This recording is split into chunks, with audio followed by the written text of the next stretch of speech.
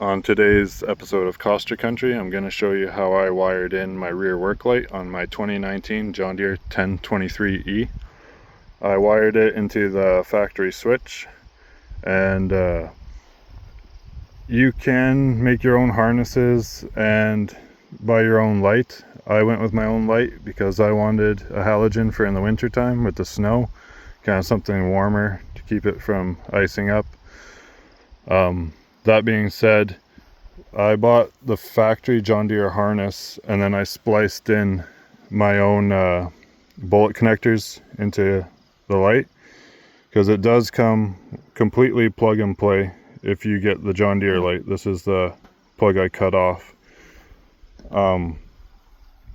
If you are making your own light kit like I wanted to, I had a hard time finding these bullet connectors because John Deere, this is the right side, but they have your wiring already ran to the back here. So this purple wire and this black wire, those are your bullet connectors, and they just come capped off with those caps, so they just dead end them and they seal it so it doesn't corrode. Very nice.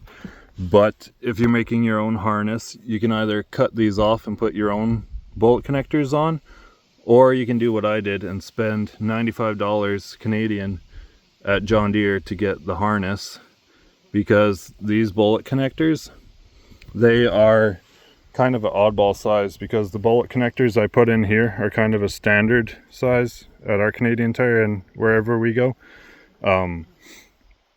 They're a 4mm or a 0.157 inch, where these John Deere bullet connectors, they're a 4.5mm or a 0.18 inch bullet connector. So if you're making your own harness, maybe just buy those online, because our standard bullet connectors that we find at all our stores, they don't fit this John Deere stuff. And there's connectors on each side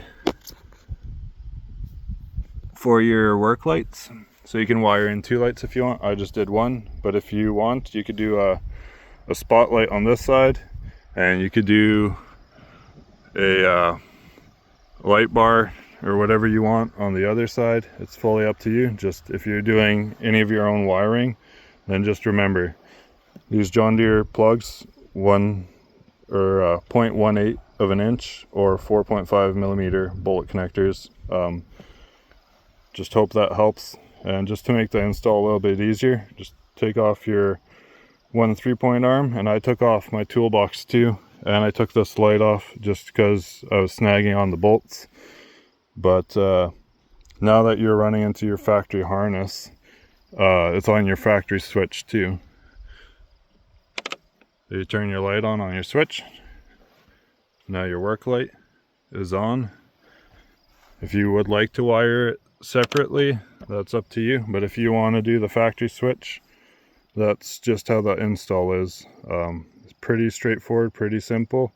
Just the biggest thing is the bullet connectors. Make sure you have the right size. And yeah, good luck.